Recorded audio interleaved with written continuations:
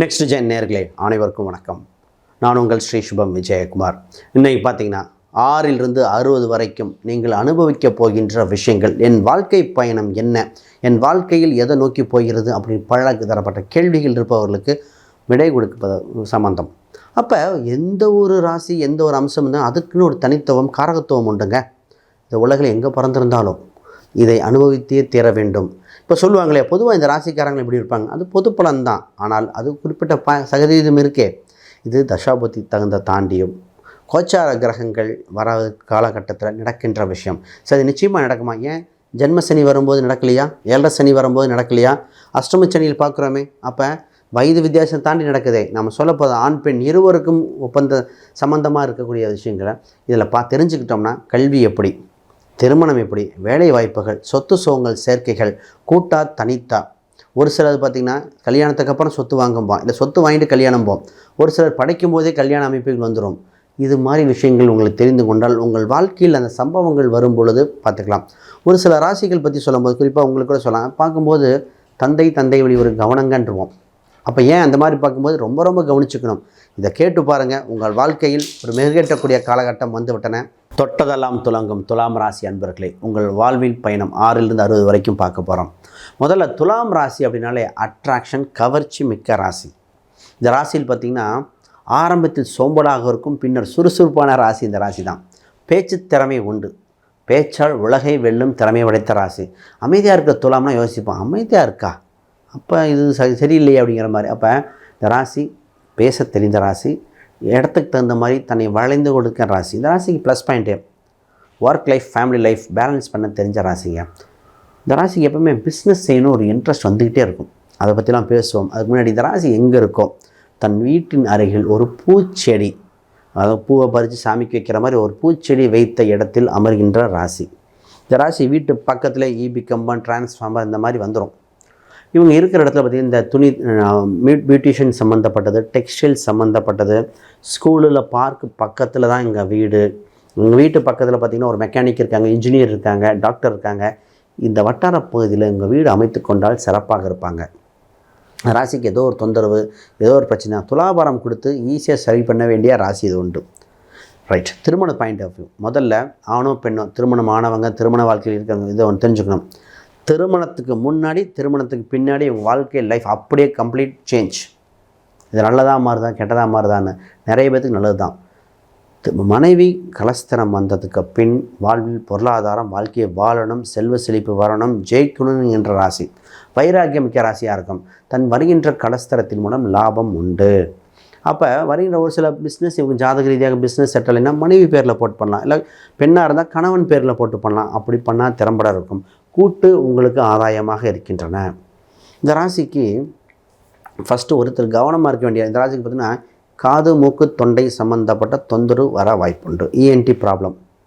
கை விரலில் கதவில் நிறைய பேர் சிக்கிக்கும். கை விரல் வச்சது, கால் விரல் அடிப்பட்டது, அந்த மாதிரி நிறைய இருக்கும். பைக்கில், இந்த ராசி காரில் போனால் கூட தப்பு இல்லைங்க, பைக்கில் போகும்போது கரெக்டாக ஓட்டணும். நிறைய துலாம் ராசி பைக்கில் ஆக்சிடென்ட் ஆனது தான். பைக்கில் போய் விழுந்துட்டேன், டேர்னிங்கில் விழுந்தேன், வலிக்கிருச்சு, ஒரு யூட்டர்ன் போட்டேன், மழை வந்ததுன்னு பல ஹிஸ்ட்ரி சொல்லும். நிறைய பேர் பேங்க்குக்கு போயிட்டு வரும்போது வந்தாங்க, அந்த அதை பணம் பரிவர்த்தனை நடக்கிற இடத்துக்கு போயிட்டு வந்தேன்.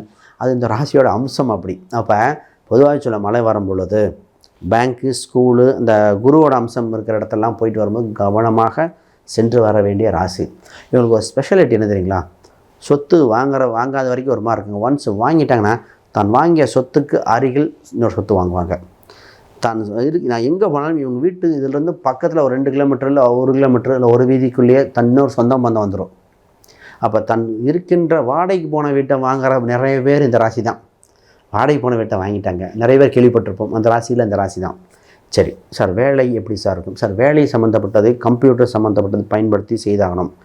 வேலையில் பயணம் செய்து தான் வேலை செய்ய வேண்டிய உண்டு. வேலையில் ஒவ்வொரு 3 வருடம் இல்லை 6 வருடத்துக்கு அதிகபட்சம் 6 வேலை மாற்றிக்கொண்டே இருக்கணும். ஒரு சில கம்ப்யூட்டரும் மாற்றிக்கிட்டே இருப்பாங்க, வேறு ஃபீல்டாக இருந்தாலும் மாறிக்கொண்டே இருக்கணும். இவங்க வேலை செய்யும் இடத்தில் இவங்களுக்கு போட்டி பொறாமைகள் இருக்கும். இவங்க கீழே வேலையாட்களை போட்டு வேலை வாங்குற மாதிரி இருக்கணும். இவங்க பெஸ்ட்டு நிர்வாகியாக இருப்பாங்க. இந்த ராசி பார்த்திங்கன்னா நான் என்ற எண்ணம் மட்டும் வரக்கூடாது. ஏன்னா சூரியன் நீச்சம். இந்த ராசிக்கு இன்சூரன்ஸு, ஃபிக்ஸ்டு டெபாசிட், எல்ஐசி இதெல்லாம் போட்டால் ஜெயிச்சிடும். இந்த ராசிக்கு எப்போவுமே சொன்னேன், முதல்ல சொத்து வாங்குறதுக்கு போல உங்களுக்கு ஒரு குறிப்பிட்ட பணத்தை எடுத்து ஃபிக்ஸ்டு டெபாசிட்டில் போட்டு அதில் வர இன்ட்ரெஸ்ட்டை வச்சு நகையை வாங்குங்க. அந்த அப்புறம் வீடு இடம் சொத்து வாங்குங்க. எடுத்தோடனே ராசி சொத்து வாங்கிடும். அப்புறம் கையிருப்பு பணம் கடன் அடைச்சிட்டு இருக்கோம். கடனில் வாழ்நாள் ஃபுல் அடிக்கிற மாதிரி வந்துடக்கூடாது. இது இதோட ஸ்பெஷாலிட்டி. பூர்வீகம் மாறி ஜெயிச்சோம். நிறைய பேர் வெளிநாட்டு யோகம் உண்டு, பூர்வீகம் மாறினாங்க, அப்ராடு போயிட்டு வந்தவங்களாம் உண்டு. ஸோ இந்த ராசி பிஸ்னஸ் செய்யறதுக்கு, பிஸ்னஸ் ஒன்ஸ் செஞ்சு ஆரம்பித்தா அப்படி சூப்பராக இயற்கையாகவே பிஸ்னஸ் சம்மந்தம் டெவலப்பாக அமைப்புண்டு. இவங்க சிவ வழிபாடுகள் செய்யலாம். திருமணத்தில் இந்த விஷயத்தை கவனிச்சுக்கணும். இந்த ராசிக்கு மேசராசி செட் ஆகும், கும்பராசி செட் ஆகும், மிதுன ராசி இதெல்லாம் ரொம்ப செட் ஆகுங்க. இதில் இந்த ராசியில் இருக்க நட்சத்திரம் பார்த்திங்கன்னா குறிப்பாக சித்திரை, சுவாதி மற்றும் இந்த விசாகம், இவங்க 3 பேர்த்துக்கும் இந்த ராசி பொருந்தும். யார்கிட்ட சார் கவனமாக இருக்கணும்? ரிஷபராசி அன்பர்கள் விலகி நிற்பது நல்லது. அதோட இவங்க மீன ராசி அன்பர்கள்ட்ட கொஞ்சம் கவனமாக, சரி பார்த்து அளவாக பேசிட்டு வச்சிடணும். கூட்டு இவங்களை போட்டு பண்ணக்கூடாதுங்க. இது மாதிரி இந்த ராசி சொல்லிட்டே போகலாம், எங்கே வாங்கணும் என்ன இது மாதிரிலாம். ரைட். இப்போ கல்விக்கு எப்போவுமே முக்கியத்துவம் கொடுக்க வேண்டிய ராசி இது. எழுதி படிக்கணும். ஆரம்பத்தில் கல்வியை விட அடுத்த கல்வியில் மேன்மை பெறுகிற ராசி. வேறு கேள்விகள் சந்தேகம்னா கமெண்ட் பண்ணுங்கள். அனைவருக்கும் வணக்கம், வாழ்த்துக்கள். அன்பு நேயர்களே, இத்தனை நேரம் பார்த்திங்கன்னா உங்களை 6லிருந்து 60 வரைக்கும் நடக்கின்ற விஷயம், சுவாரஸ்யமான விஷயங்கள் பார்த்தோம். இந்த வாழ்க்கையில் உங்களை சந்திக்கும் பொழுதே அதை கவனமாக கடைபிடித்து முக்கியமான இடத்துல ஒரு நல்ல எக்ஸ்பர்ட்டாக இருக்கிற ஒரு ஃப்ரெண்ட்ஸோ ஒரு நண்பர்களோ இல்லை தெரிஞ்சவங்க டிஸ்கஷன் பண்ணி 2-3 பேர்த்து டிஸ்கஷன் பண்ணிவிட்டு முடிவெடுக்கணும். இல்லை ஒரு ஜோதிட ரீதியாக பார்த்து அதை முடிவெடுக்க வேண்டிய முக்கியமான அம்சம். இப்போ உங்களுக்கு ஜாதக ரீதியாக பார்க்கணும், ஸ்கிரீனில் இந்த எண்களுக்கு தொடர்பு கொள்ளுங்க. ஜாதகம், பிரசனம், வாஸ்து, நியூமராலஜி இந்த மாதிரி பார்த்து உங்களுக்கு எது பர்ஃபெக்ட். இப்போ நான் சொன்னது பார்த்திங்கன்னா சந்திரன் அடிப்படையாக வைத்து லக்ன ரீதியாக மற்ற கிரகங்கள் தசாபுத்தி அடிப்படையில் வாழ்வில் அதிர்ஷ்ட எண் என்ன, குபேர சம்பத்து எப்படி வரும், தொழிலா வேலையா, திருமணம் எந்த திசையிலிருந்து வருகின்ற அமைப்பு, சார் வெளிநாடா உள்நாடா, கடனை வாங்கிட்டேன் தப்பிச்சு வந்துடுவானா, அதிர்ஷ்ட மந்திரங்கள் என்ன, அதிர்ஷ்ட உலோகத்தை எதை பயன்படுத்துறது, இது இப்போ வீட்டுக்கு அருகில் இருக்கிறவங்க சஸ்பென்ஸ் சீக்கிரம் சொல்லலாமா, இந்த மாதிரி பல விஷயங்கள் தெரிஞ்சுக்கலாம். பொதுவாக எண்ணும் எழுத்தும் கண்ணென தகும்பாங்க. அப்போ ஜோதிடத்தில் குறிப்பிட்ட எண்ணை பயன்படுத்தி வென்றவர்கள் உண்டு. எழுத்துனா மந்திரத்தை சொல்லலாம், குறிப்பிட்ட மந்திரத்தை பயன்படுத்தி ஜெயித்தவங்க உண்டு. இப்போ உங்களுக்கு உண்டான எழுத்து உண்டு. எப்போவுமே இந்த சொல்லும் பொழுது உங்கள் ராசியை வெளிப்படுத்தி கொண்டே இருங்கள். உங்கள் நட்சத்திரத்திலிருந்து ஒரு சில நட்சத்திரத்தை எண்ணிக்கொண்டு அதை வெளிப்படுத்தி கொண்டே இருந்தால் ஜெயித்து கொண்டே இருக்கிற ராசியாக இருக்கும். ஆக மொத்தம் சிறப்பான விஷயங்கள் பலது இருக்குது. வேறு கேள்வி சந்தேகம்னா கமெண்ட் பண்ணுங்கள். அனைவருக்கும் வணக்கம், வாழ்த்துக்கள்.